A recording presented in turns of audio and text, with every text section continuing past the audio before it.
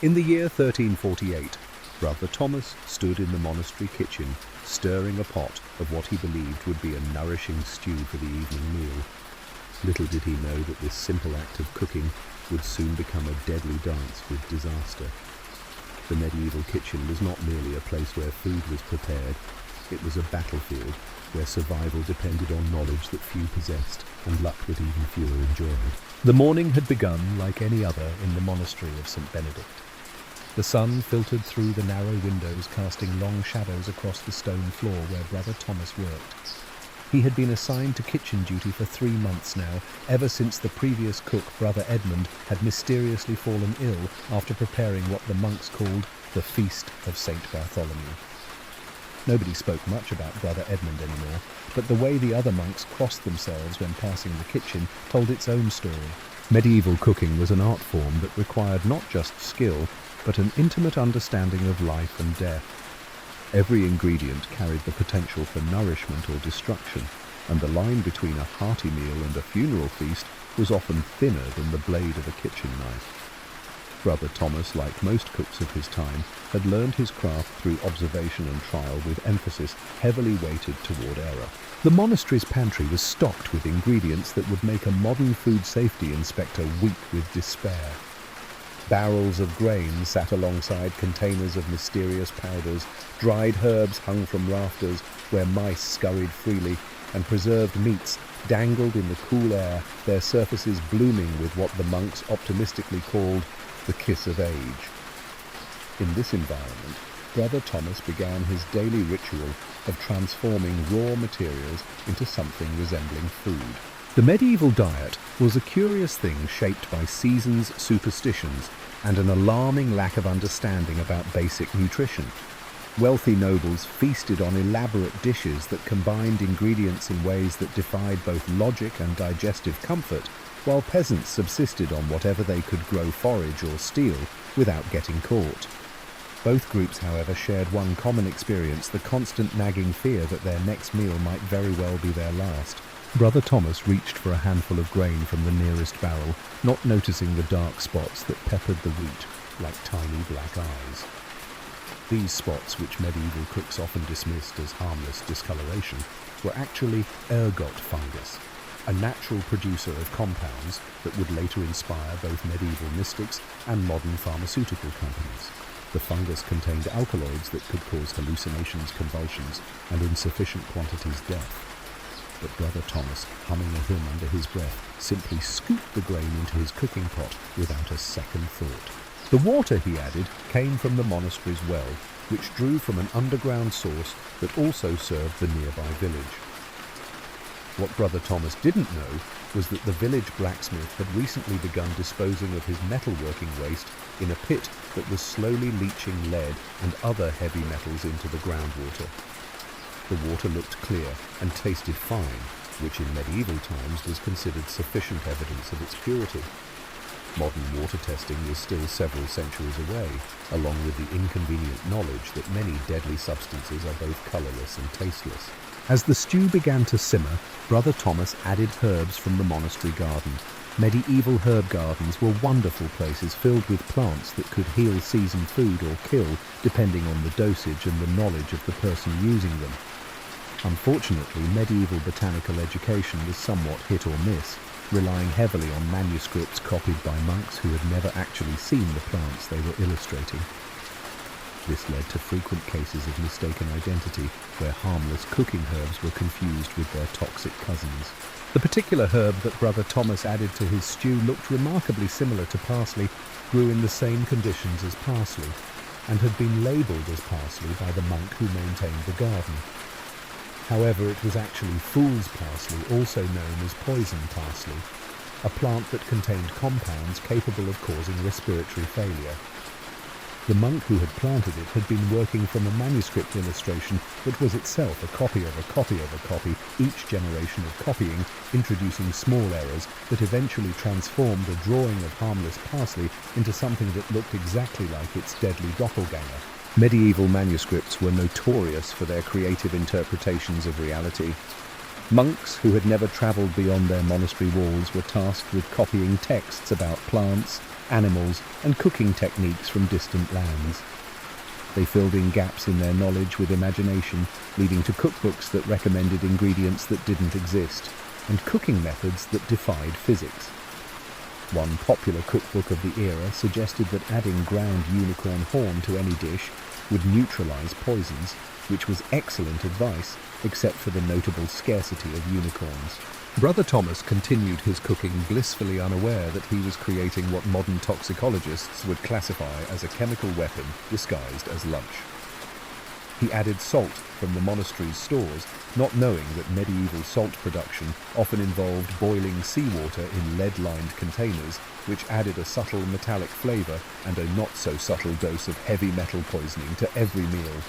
The salt looked white and tasted salty, which again met medieval standards for quality control. The meat that went into the stew had been preserved using methods that would have horrified modern food scientists, but were considered state-of-the-art in medieval times. The preservation process involved coating the meat with salt and hanging it in a cool, dry place for several months. This method worked reasonably well for preventing obvious spoilage, but it did nothing to prevent the growth of bacteria that produced toxins without changing the meat's appearance or smell. Medieval preserved meat was essentially a game of bacterial roulette, where each bite carried the possibility of botulism, salmonella, or any number of other microscopic assassins. The cooking fire itself presented another layer of danger that Brother Thomas had learned to navigate through years of experience and several minor burns. Medieval kitchens used open flames for all cooking, creating an environment where smoke sparks and the occasional kitchen fire were considered normal parts of the culinary process. The smoke from burning wood contained compounds that we now know to be carcinogenic, but medieval cooks simply accepted smoky kitchens as an unavoidable aspect of their profession. They developed techniques for cooking in heavy smoke seasoning food with ash and evacuating the kitchen when the smoke became too thick to breathe. As Brother Thomas stirred his potentially lethal stew, he reflected on the cooking wisdom that had been passed down to him by previous monastery cooks. This wisdom included such gems as, if the meat glows green in the dark, add more herbs. Mushrooms that make you see angels are perfectly safe in small quantities, and any food that doesn't kill you within an hour is probably fine. This knowledge had been accumulated over generations of trial and error, with heavy emphasis on error and the occasional spectacular failure that became monastery legend. The medieval understanding of food safety was based on a combination of folk wisdom, religious beliefs, and wishful thinking. Cooks believed that prayers could neutralize poisons, that certain combinations of ingredients could cure diseases, and that food blessed by a priest was automatically safe to eat. While these beliefs provided psychological comfort, they did little to prevent the regular outbreaks of food poisoning that swept through medieval communities like clockwork. Brother Thomas tasted his stew and found it satisfactory, which in medieval terms meant that it didn't immediately cause his tongue to go numb or his vision to blur. He had developed a tolerance for low-level food poisoning over his years in the kitchen, as had most medieval cooks, who survived long enough to be considered experienced. His digestive system had adapted to handle a constant stream of mildly toxic substances, though this adaptation came at the cost of chronic stomach problems and a life expectancy that would have concerned a modern insurance actuary. The monastery bell tower chimed the hour, signalling that it was time to serve the evening meal. Brother Thomas ladled his creation into wooden bowls, each portion containing a carefully balanced mixture of nutrients, toxins, and hope. The monks would gather in the refectory, offer prayers of thanksgiving for their daily bread, and consume their meal with the faith that divine providence would protect them from whatever dangers lurked in their food. Sometimes this faith was rewarded and sometimes it wasn't, but such was the nature of medieval dining.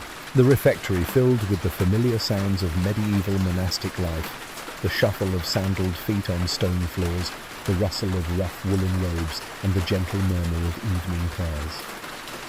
Brother Thomas watched from the kitchen doorway as his fellow monks took their places at the long wooden tables, their faces illuminated by flickering candlelight. None of them suspected that their evening meal had been prepared by someone whose culinary education consisted primarily of optimism and a dangerous lack of knowledge about basic food chemistry. The medieval monastery was a microcosm of the larger world's relationship with food, where every meal was an act of faith and every cook was essentially a freelance chemist working without a license. Brother Thomas had learned his trade from Brother Edmund, who had learned from Brother Francis, who had learned from a travelling merchant who claimed to have studied cooking in the Holy Land. This chain of culinary knowledge was about as reliable as a game of telephone played across centuries, with each link adding its own creative interpretations and dangerous misconceptions. As the monks began to eat, Brother Thomas retreated to the kitchen to clean his cooking implements. Medieval kitchen hygiene was a concept that existed primarily in theory, much like medieval medicine and medieval urban planning. The wooden spoons and bowls were cleaned with water that had already been used for washing, rinsing, and occasionally bathing. The concept of sanitization was still several centuries away from being invented, along with the inconvenient knowledge that invisible microorganisms were responsible for most food-related illnesses. The monastery's approach to food storage would have given modern health inspectors nightmares that lasted for weeks.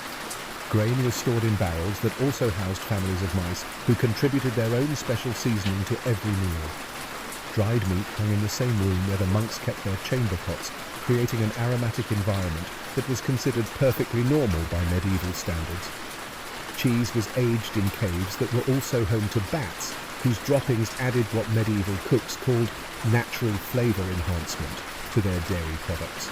Brother Thomas had once asked Brother Edmund about the wisdom of storing food alongside rodents and their waste products.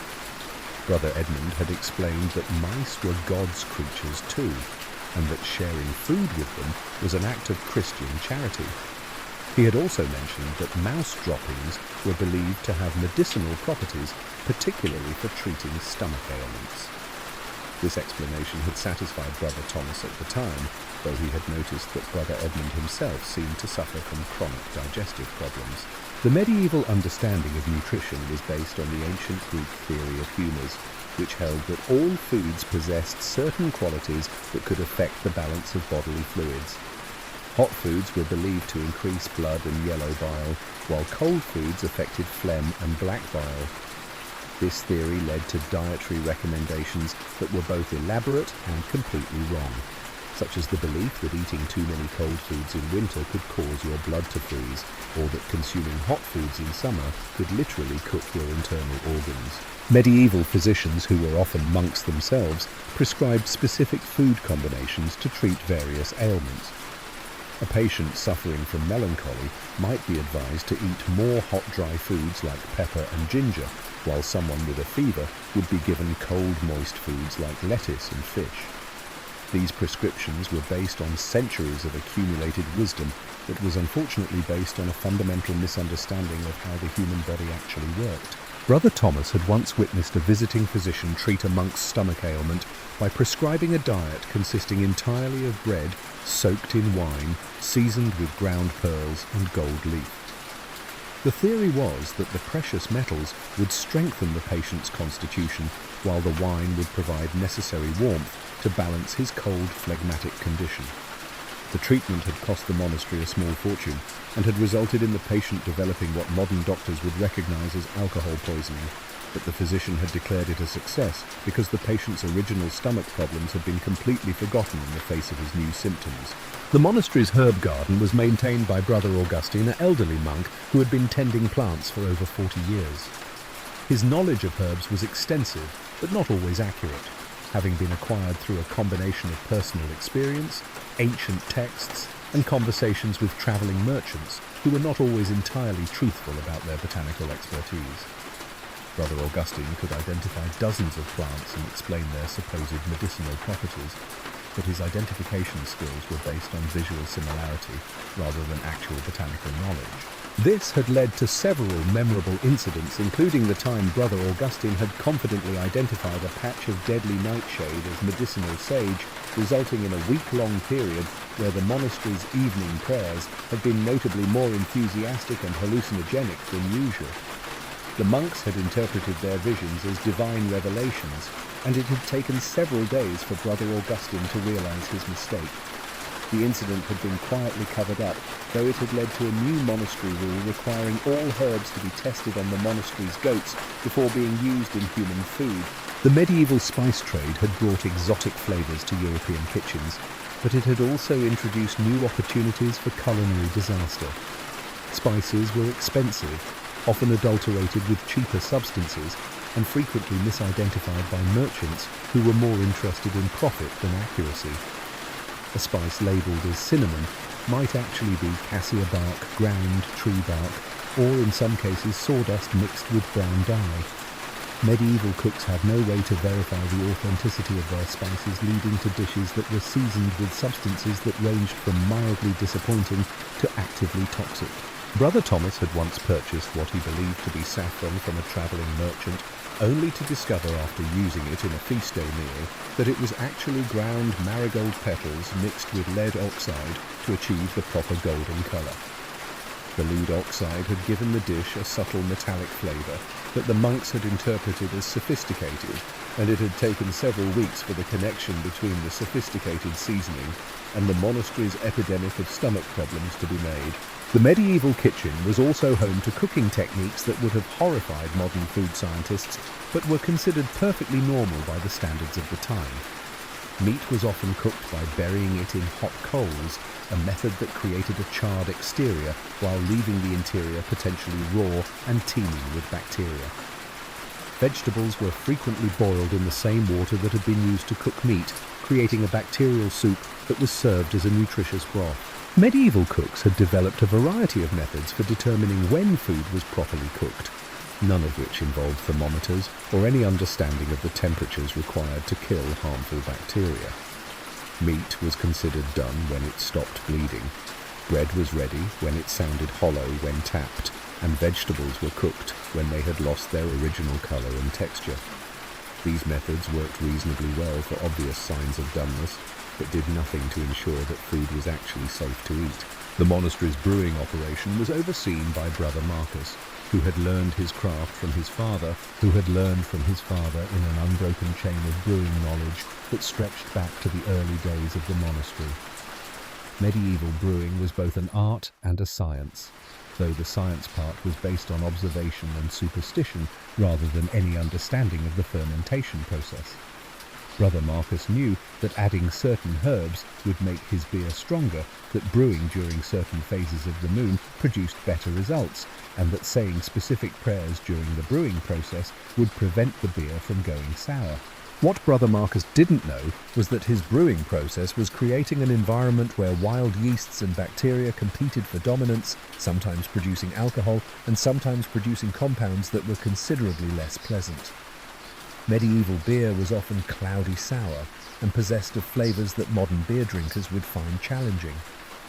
However, it was also often safer to drink than water, which made it a staple of the medieval diet, despite its questionable quality. The monastery's bakery was perhaps the most dangerous place in the entire complex, though nobody realised it at the time. Medieval bread was made from flour that was often contaminated with ergot fungus, a naturally occurring organism that produced compounds similar to LSD. Small amounts of ergot could cause mild hallucinations and euphoria, which medieval people often interpreted as religious experiences. Larger amounts could cause convulsions, gangrene, and death. Brother Thomas had often wondered why the monastery's bread seemed to inspire such passionate religious devotion among the monks, particularly during the winter months when the grain stores were older and more likely to be contaminated.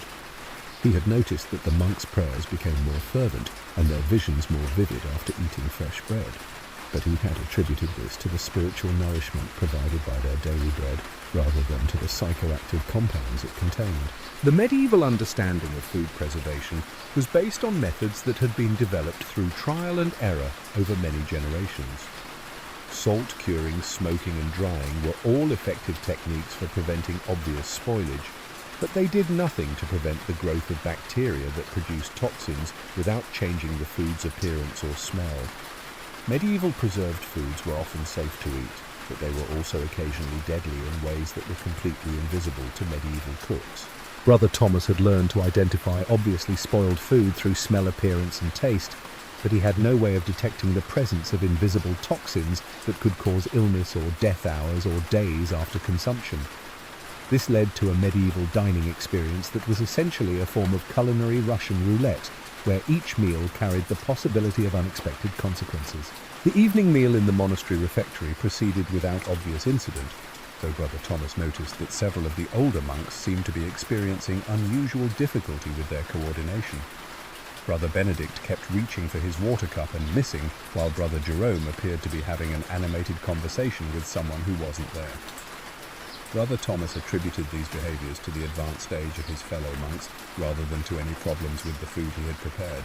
Medieval monasteries were communities where the average age was considerably higher than in the general population, and the monks had developed a tolerant attitude toward the eccentricities that came with advanced years. Strange behaviors, unusual visions, and occasional lapses in judgment were considered normal parts of monastic life, particularly among the older brothers who had spent decades consuming monastery food and breathing monastery air. As the meal concluded and the monks filed out of the refectory, Brother Thomas began the process of cleaning up. Medieval dishwashing was a simple process that involved scraping the bowls clean and rinsing them with water that had already been used for multiple purposes.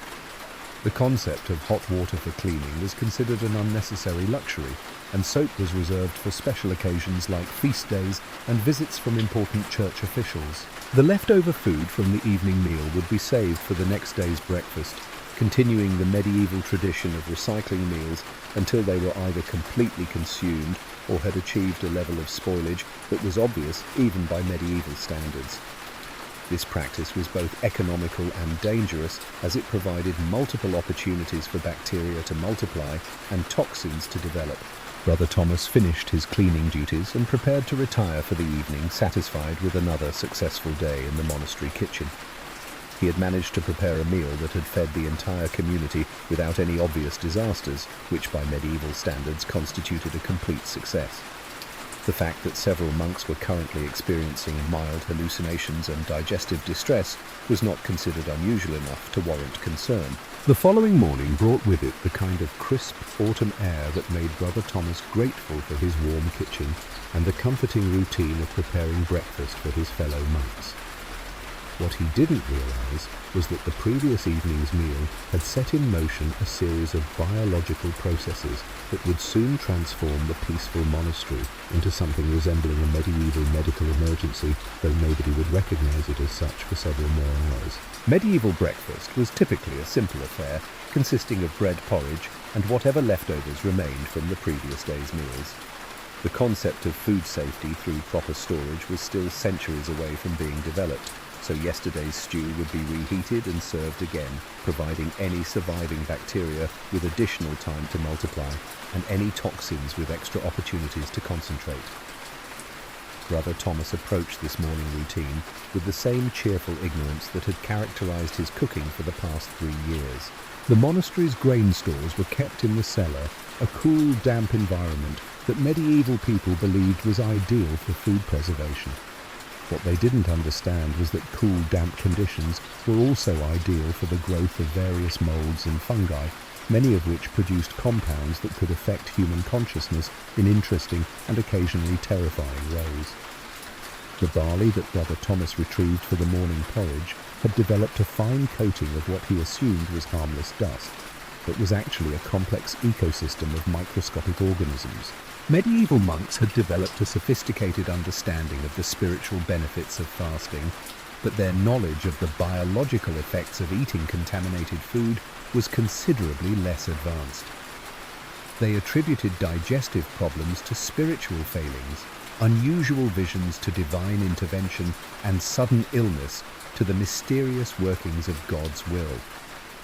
This theological approach to food safety meant that even obvious cases of food poisoning were often interpreted as religious experiences rather than medical emergencies.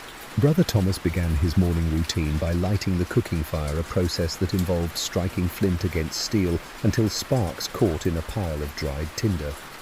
Medieval fire starting was a skill that required patience, practice, and a certain amount of luck, as the tinder was often damp and the flint was frequently of questionable quality. The smoke that resulted from these fires contained a variety of compounds that modern environmental scientists would classify as air pollution, but medieval cooks simply accepted smoky kitchens as a normal part of their working environment. The water for the morning porridge came from the same well that had provided yesterday's cooking water, which meant it carried the same subtle contamination from the village blacksmith's waste disposal practices. Medieval wells were often located with more attention to convenience than to water quality, and it was common for them to be situated downhill from sources of contamination like animal pens, human waste disposal areas, and various craft workshops that produced toxic byproducts. Brother Thomas added the barley to his cooking pot along with water and a generous helping of salt, creating what he believed would be a nutritious and satisfying breakfast porridge. The salt came from the monastery's stores, which had been purchased from a merchant who had acquired it from a coastal monastery that produced salt by boiling seawater in large metal containers.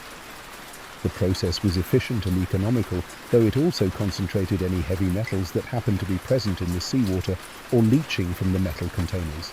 Medieval salt production was an ancient art that had been practiced for thousands of years, but it was also a process that was completely unregulated and often contaminated with substances that would have horrified modern food safety inspectors. Salt was frequently mixed with other white substances to increase its volume and profitability, including ground limestone crushed shells and occasionally substances that were considerably less benign. Medieval consumers had no way to test the purity of their salt, so they relied on appearance, taste, and the reputation of their suppliers. As the porridge began to cook, Brother Thomas noticed that several of the monks who had attended the previous evening's meal were behaving somewhat unusually. Brother Benedict was standing in the monastery courtyard, apparently having an intense theological discussion with the stone statue of St. Francis. Brother Jerome had been found that morning in the chapel, kneeling before the altar and claiming to see angels dancing on the communion table. Brother Augustine was in the herb garden, pulling up perfectly healthy plants while muttering about demons hiding in the soil. Medieval monasteries were accustomed to eccentric behavior among their residents, particularly the older monks who had spent decades in contemplation and prayer. Visions, unusual insights, and occasional lapses in conventional behavior were often interpreted as signs of advanced spiritual development, rather than symptoms of neurological distress.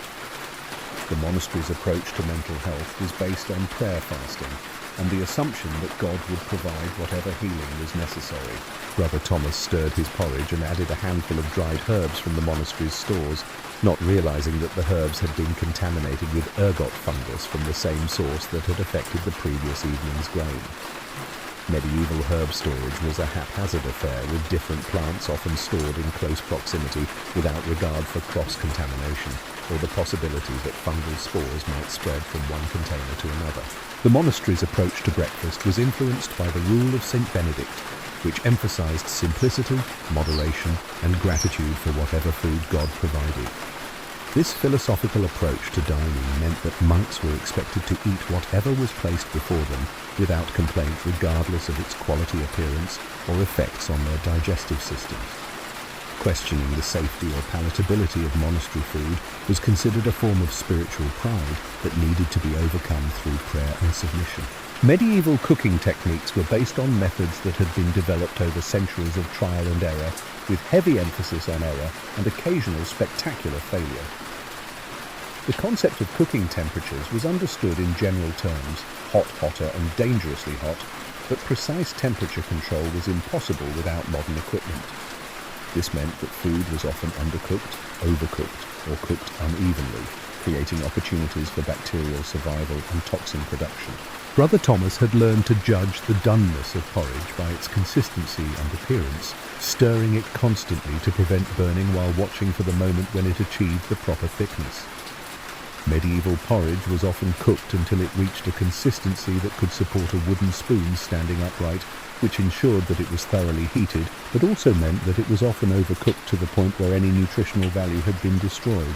The monastery bell tower chimed the hour for morning prayers, and Brother Thomas could hear the shuffling of sandaled feet as the monks made their way to the chapel.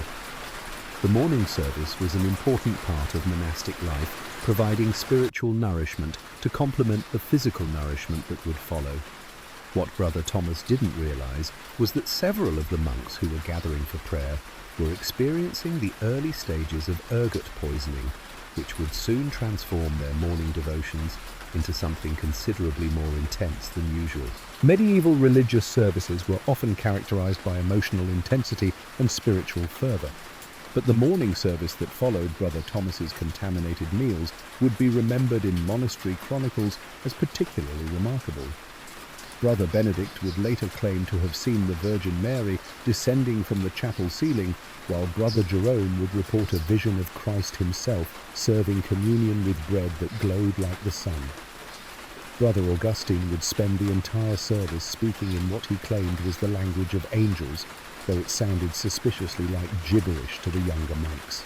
The monastery's approach to unusual religious experiences was generally accepting and even encouraging, as long as they didn't interfere with the daily routine or challenge church doctrine. Visions and mystical experiences were considered normal parts of monastic life, particularly among the older and more spiritually advanced brothers. The fact that these experiences seemed to be occurring with unusual frequency and intensity was noted but not considered cause for concern. Brother Thomas finished preparing the morning porridge and began ladling it into wooden bowls for distribution to the monks after their morning prayers.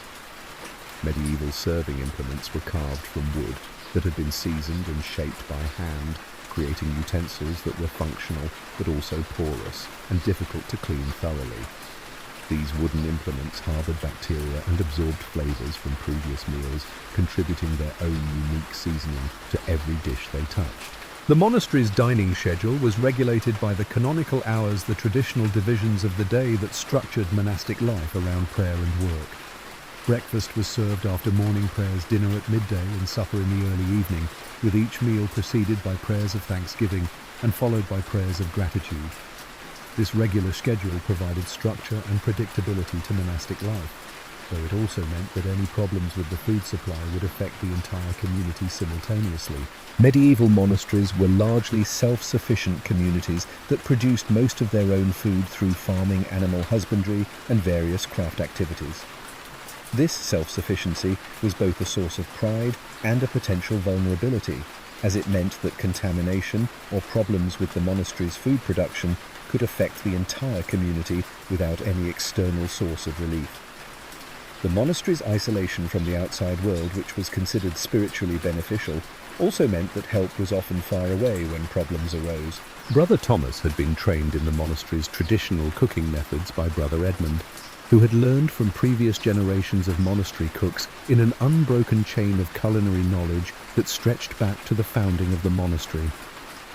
This traditional knowledge was both valuable and dangerous, as it preserved effective techniques alongside misconceptions and dangerous practices that had been passed down without question for generations. The medieval understanding of food and nutrition was based on ancient Greek and Roman theories that had been filtered through centuries of Christian theology and folk wisdom. This theoretical framework provided explanations for dietary practices and cooking techniques, but it was based on fundamental misunderstandings about human physiology and the nature of disease. Medieval cooks operated within this framework, making decisions based on theories that were logical within their context, but often dangerous in practice. Brother Thomas checked his porridge one final time, tasting it to ensure that it had reached the proper consistency and flavour. Medieval taste testing was the primary method for quality control in cooking, as there were no other reliable ways to assess the safety or palatability of food. This practice exposed cooks to whatever toxins or contaminants might be present in their food, but it also meant that obviously dangerous substances could be detected before they reached the dining table. The morning sun was beginning to filter through the kitchen windows as Brother Thomas completed his breakfast preparations, casting long shadows across the stone floor where he worked. The peaceful atmosphere of the monastery kitchen belied the chemical chaos that was brewing in the wooden bowls of porridge, where ergot alkaloids were waiting to transform the monk's morning meal into an unintended experiment in medieval pharmacology. Medieval monasteries were places where the spiritual and physical worlds intersected in complex ways, and the morning that was about to unfold would provide a perfect example of how medieval people interpreted physical phenomena through spiritual frameworks. The monks who were about to consume Brother Thomas's contaminated porridge would experience effects that modern science would recognize as ergot poisoning, but they would interpret their experiences as divine visions, spiritual insights, and mystical encounters with the sacred. The monastery bell tower chimed again, signaling the end of morning prayers and the beginning of the breakfast period. Brother Thomas could hear the monks filing out of the chapel and making their way toward the refectory, their voices raised in quiet conversation about the morning's unusually intense prayer service. None of them suspected that their breakfast would soon provide an even more intense spiritual experience, though of a considerably different nature than what they had just encountered in the chapel. Brother Thomas began carrying the bowls of porridge to the refectory, where the monks were taking their places at the long wooden tables. The familiar routine of monastic dining was about to begin with prayers of thanksgiving, followed by the quiet consumption of the morning meal. What none of them realized was that they were about to participate in one of the most memorable breakfast services in the monastery's long history, though it would be remembered for reasons that had nothing to do with the quality of the food. The breakfast began with the usual solemnity, the monks bowing their heads in prayer hands, folded over their wooden bowls. Brother Thomas watched as they dipped their spoons into the thick porridge, steam rising in gentle curls. For a moment, everything seemed perfectly ordinary, just another quiet morning in the rhythm of monastic life. But as the meal progressed, the effects of the previous day's culinary adventures began to reveal themselves in the most unexpected ways. Brother Benedict, always the first to finish his meal, seemed unusually contemplative, staring into his empty bowl as if searching for answers to questions only porridge could provide. Brother Jerome, who had spent the morning conversing with invisible angels, now began to hum softly, his tune drifting between Gregorian chant and something suspiciously like a drinking song.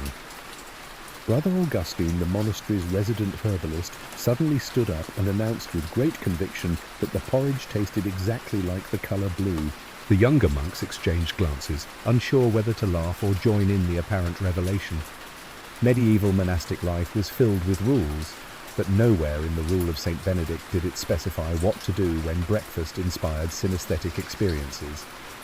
Brother Thomas, meanwhile, tried to recall whether he had added any particularly unusual herbs that morning, or if perhaps the barley had simply been stored a little too long. He made a mental note to check the grain barrels for new and exciting forms of mould. As the meal wore on, the conversation at the tables grew livelier. Brother Francis began reciting poetry in Latin, his verses growing more elaborate and less coherent with each passing minute. Brother Paul, who was usually silent, suddenly launched into a passionate speech about the importance of proper cheese aging, complete with hand gestures and dramatic pauses. The abbot, a man of great patience and even greater appetite, simply nodded along, perhaps secretly pleased that breakfast had sparked such enthusiasm among his flock. Outside, the monastery's goats wandered past the kitchen window, pausing to peer inside with what Brother Thomas could only interpret as judgmental stares. He wondered if the goats ever experienced such culinary adventures, or if their famously iron stomachs protected them from the mysterious effects of medieval food. Perhaps he mused the goats were the true culinary experts of the monastery, their ability to digest almost anything making them the ultimate judges of edible safety. After breakfast, the monks dispersed to their daily tasks. Some went to the scriptorium to copy manuscripts, their handwriting unusually creative that morning with letters dancing across the page in unexpected flourishes. Others tended the gardens where Brother Augustine could be heard explaining to the cabbages why they should aspire to be more like parrots. The abbot retreated to his study, where he reportedly spent the rest of the morning contemplating the metaphysical implications of breakfast. Brother Thomas took advantage of the relative quiet to investigate the pantry. He examined the grain barrels, poked at the dried herbs, and sniffed the salt with a suspicious eye. Everything looked, smelled, and tasted as it always had, earthy, musty, and just a little bit mysterious. He found a particularly colourful patch of mould on one loaf of bread and decided to remove it, not because he thought it was dangerous, but because it clashed with the rest of the bread's aesthetic. The rest of the day passed in a gentle haze, the monks moving through their routines with a little more creativity and a little less coordination than usual. Brother Thomas found himself humming as he prepared the midday meal, grateful that nobody seemed to have suffered any lasting harm from breakfast. In fact, the monks appeared to be in unusually good spirits, their laughter echoing through the stone halls and out into the gardens. By evening, the effects of the morning's meal had faded, leaving behind only vague memories of a particularly interesting breakfast and a lingering sense of camaraderie. The monks gathered once more in the refectory, sharing stories of their day and speculating about the possible causes of their unusual experiences. Brother Thomas listened with amusement as theories ranged from divine intervention to mischievous kitchen spirits, with nobody suspecting the humble porridge as the true culprit. As the monastery settled into the quiet of evening prayers, Brother Thomas reflected on the day's events. Medieval cooking, he realized, was as much about chance as it was about skill. Every meal was an experiment, every ingredient a potential adventure. And while the risks were real, so too were the moments of unexpected joy and laughter that came from sharing food, even food that occasionally tasted like the colour blue. Brother Thomas awoke the next morning feeling surprisingly optimistic. The sun was shining through the narrow kitchen window, the air was brisk, and the memory of yesterday's blue-tasting porridge had already become a running joke among the monks. As he prepared to start the day's cooking, he wondered if perhaps he should try for a more traditional flavour this time, something that didn't inspire poetry hallucinations or philosophical debates about the colour of breakfast. He began with the bread, a staple of every meal. Medieval bread was a complicated affair, especially in monasteries that prided themselves on self-sufficiency. The flour came from their own fields, milled by hand and stored in sacks that occasionally doubled as beds for the monastery cats. Brother Thomas sifted through the flour, picking out the larger bits of chaff and the occasional beetle which he set aside for the chickens. He paused at a patch of flour that had turned a suspicious shade of pink, shrugged, and decided it would add character to the loaf. Mixing the dough was a workout in itself. Medieval recipes rarely included measurements, relying instead on instructions like add enough water until it feels right, or knead until your arms are tired.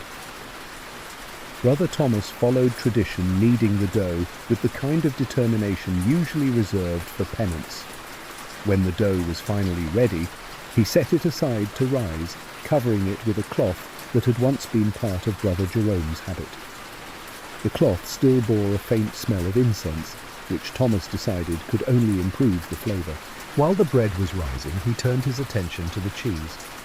The monastery's cheese cellar was both a point of pride and a source of endless mystery. Wheels of cheese aged on wooden shelves, each one developing its own unique aroma and occasionally its own ecosystem. Brother Thomas selected a wheel that had been aging for several months, its rind mottled with blue and green splotches. He cut a wedge, sniffed it, and decided it was robust. In the world of medieval cheese, robust was generally considered a compliment, or at least an admission of bravery. As lunch approached, Brother Thomas assembled a simple meal, fresh bread, robust cheese, and a stew made from root vegetables and whatever scraps of meat remained from the previous week. He seasoned the stew with a handful of dried herbs, some of which he was fairly certain were safe. The kitchen filled with the comforting aroma of simmering vegetables, wood smoke, and the faintly alarming scent of aging cheese. The monks gathered in the refectory, eager for another culinary adventure. Brother Benedict eyed the bread with suspicion, poking at the pink spots, before deciding that after yesterday's breakfast, nothing could surprise him. Brother Jerome broke off a piece of cheese, sniffed it, and declared it inspiring. The stew was met with general approval, though Brother Augustine insisted it would have benefited from more sage or possibly less, depending on whether the sage was actually sage this time. As they ate, the conversation turned to stories of famous food disasters from the monastery's past. Brother Francis recounted the tale of the great pigeon pie incident, in which a flock of pigeons had taken up residence in the belfry, and after being caught and cooked, had apparently exacted their revenge by causing a week of digestive distress among the monks. Brother Paul remembered the time Brother Edmund had tried to make fish stew on a Friday, only to discover too late that the fish had been well aged in a barrel that also housed the monastery's pickled turnips. The laughter grew louder as the stories became more outrageous. Someone recalled the legendary exploding pudding of St. Swithin's Day, a dessert so volatile that it had to be served with a shield and a prayer. Brother Thomas listened with delight, realizing that every monk had his own tale of culinary catastrophe, and that these stories were as much a part of monastery life as prayers and songs. After lunch, the monks dispersed to their various tasks, some to the fields, others to the scriptorium, and a few to the gardens where Brother Augustine could be heard lecturing the parsley on the dangers of mistaken identity. Brother Thomas cleaned the kitchen, humming a cheerful tune, and reflected on the peculiar joys of medieval cooking.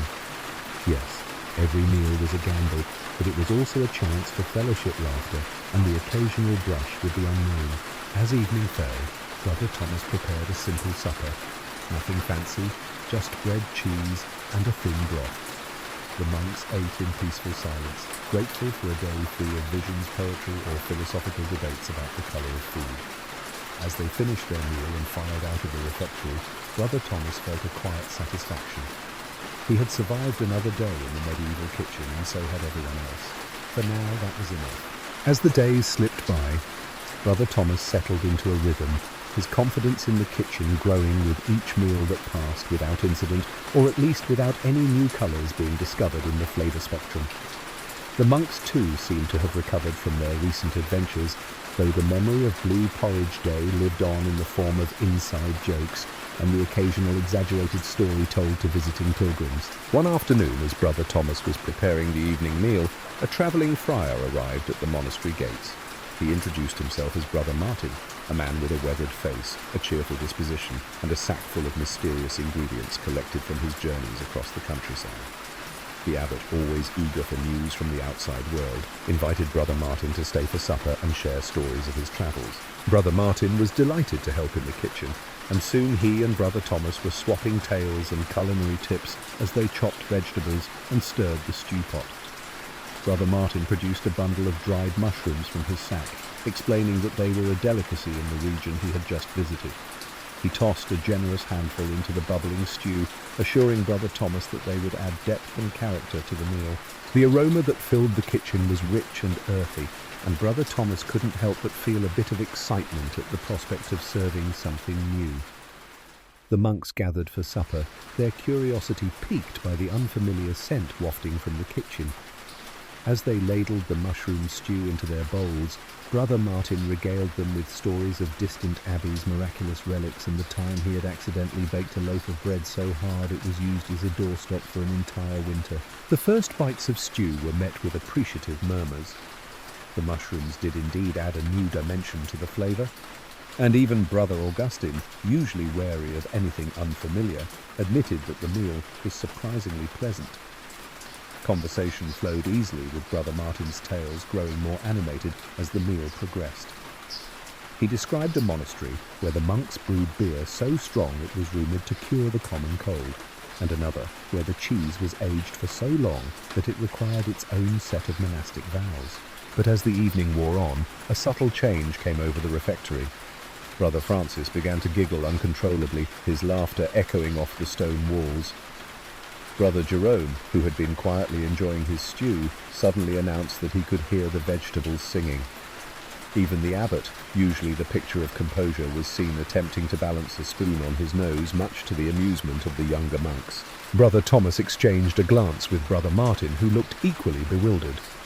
It soon became clear that the mushrooms were not just any mushrooms, they were in fact the kind that inspired visions, laughter, and a general sense of unreality. The monks, blissfully unaware of the true nature of their dinner, embraced the experience with the same enthusiasm they brought to prayer and psalm. The rest of the evening unfolded in a haze of laughter and song. The monks composed impromptu hymns to the stew, debated the theological implications of singing vegetables, and attempted to choreograph a dance inspired by the rhythm of the kitchen ladle. Brother Martin apologized profusely, but the abbot, still balancing his spoon, declared it the most entertaining supper in living memory.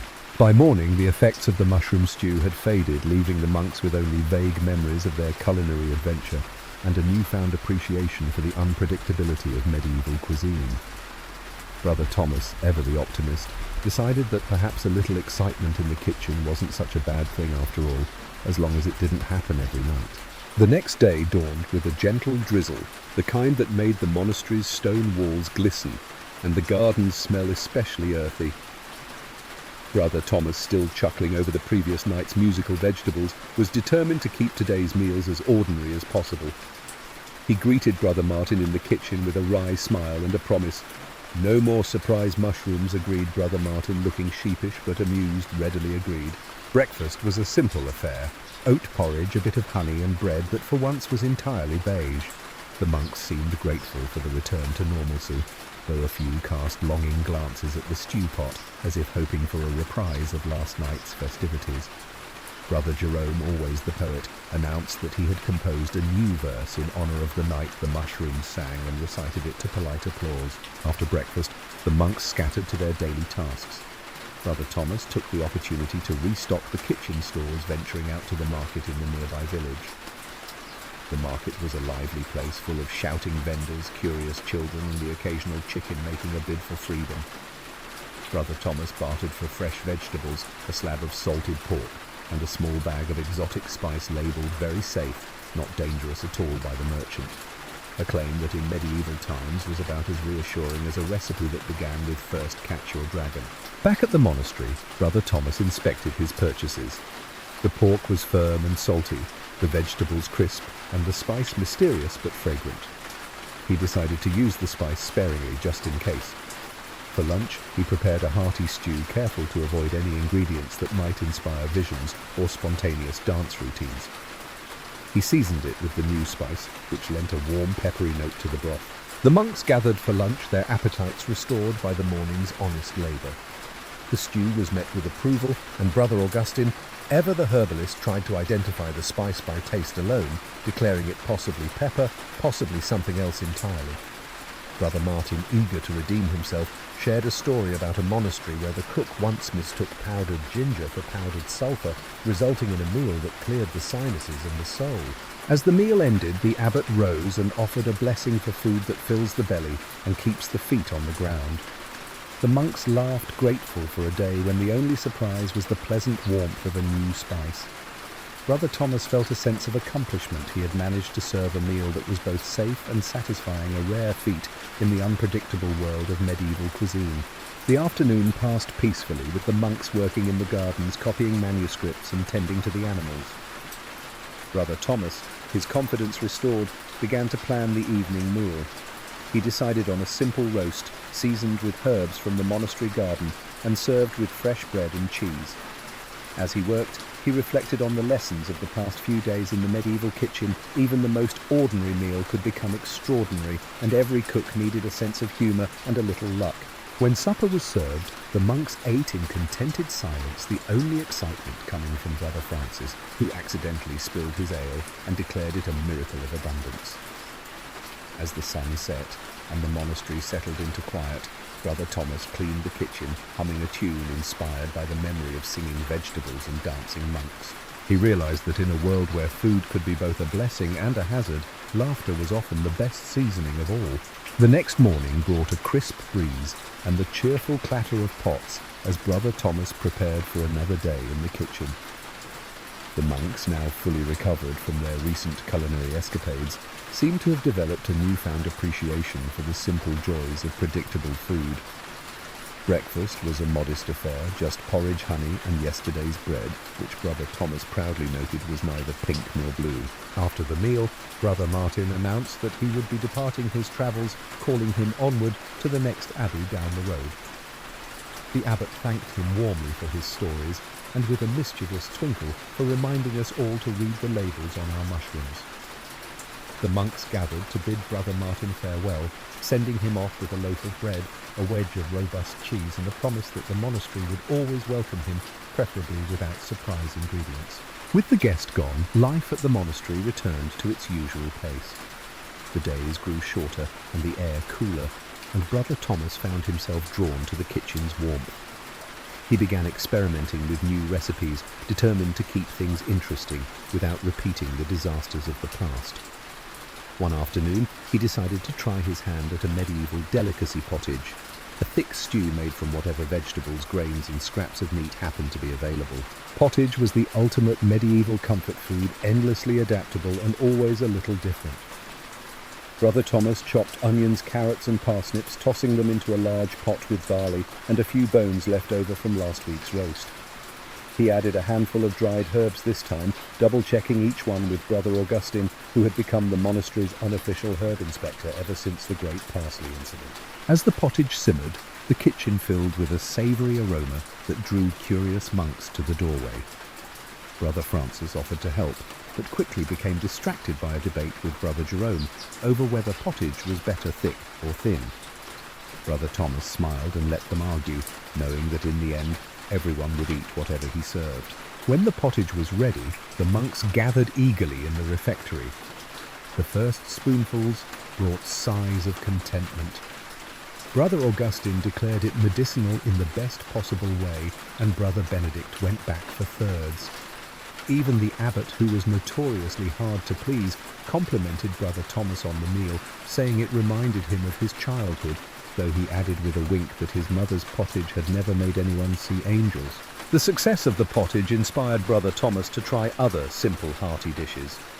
He baked flatbreads over the fire, roasted root vegetables with wild garlic, and even attempted a sweet custard using milk eggs and a drizzle of honey. Each meal was met with enthusiasm, and the monks began to look forward to mealtimes not just as a necessity, but as a highlight of the day. Of course, not every experiment was a triumph. One afternoon, Brother Thomas attempted to recreate a recipe for frumenty, a kind of wheat porridge flavoured with dried fruit. Unfortunately, he misread the quantities and ended up with a pot of gluey mush that stuck to everything it touched, including at one point Brother Paul's beard. The monks laughed it off, declaring it the most filling meal in monastery history, and Brother Thomas made a note to use less water next time. Through it all, the kitchen remained the heart of the monastery, a place of warmth, laughter, and the occasional edible surprise. Brother Thomas realized that while medieval food could indeed be deadly, it was just as often a source of comfort, community, and joy. As autumn deepened, the monastery's kitchen became cozier than ever, filled with the comforting sense of roasting root vegetables, baking bread, and the ever-present wood smoke from the hearth. Brother Thomas, now something of a legend among the monks for both his culinary triumphs and disasters, found himself reflecting on how much he had learned not just about cooking, but about the peculiar joys of medieval food.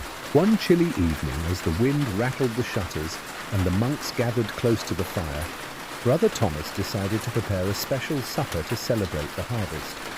He enlisted Brother Augustine's help in gathering the last of the season's herbs and greens, and together they set about making a hearty vegetable pie. The crust, made with coarse flour and a generous dollop of lard, was thick and golden, while the filling was a medley of carrots, leeks and turnips seasoned with sage, which after much debate and sniffing, everyone agreed was definitely sage this time. While the pie baked, Brother Francis entertained the kitchen with tales of famous feasts gone wrong. He described a banquet where a nobleman's cook had mistaken salt for sugar, resulting in a dessert so salty that the guests were said to have drunk the wine cellar dry in a desperate attempt to recover. Brother Jerome countered with the story of a royal wedding where the fish course arrived so late that the bride and groom had already left for their honeymoon. The laughter grew as the stories became more exaggerated, and by the time the pie was ready, the monks were in high spirits. The pie was a triumph, flaky, savoury and filling. Brother Benedict declared it a miracle in a crust, and even the abbot, who had a famously discerning palate, asked for a second slice. As they ate, the monks toasted Brother Thomas, raising their cups of weak ale and declaring him master of the monastic table. After supper, the monks lingered in the refectory, reluctant to leave the warmth and camaraderie. Brother Augustine produced a small jar of preserved pears, a rare treat, and passed it around for everyone to share. The sweet fruit was a reminder of summer's abundance, and it sparked a round of gratitude for the simple pleasures of good food and good company. Later, as Brother Thomas cleaned the kitchen, he thought about how far he had come since his early days of accidental hallucinations and questionable porridge. He realized that in the medieval world, every meal was an adventure, sometimes risky, often unpredictable, but always shared. The kitchen, with its smoky beams and battered pots, was more than just a place to cook. It was the heart of the monastery where stories were told, friendships forged, and the occasional culinary disaster became the stuff of legend. As the monks drifted off to their beds, the fire in the hearth burned low, casting a gentle glow over the quiet kitchen. Brother Thomas smiled to himself, knowing that tomorrow would bring new challenges, new recipes, and with any luck, fewer surprises from the herb garden.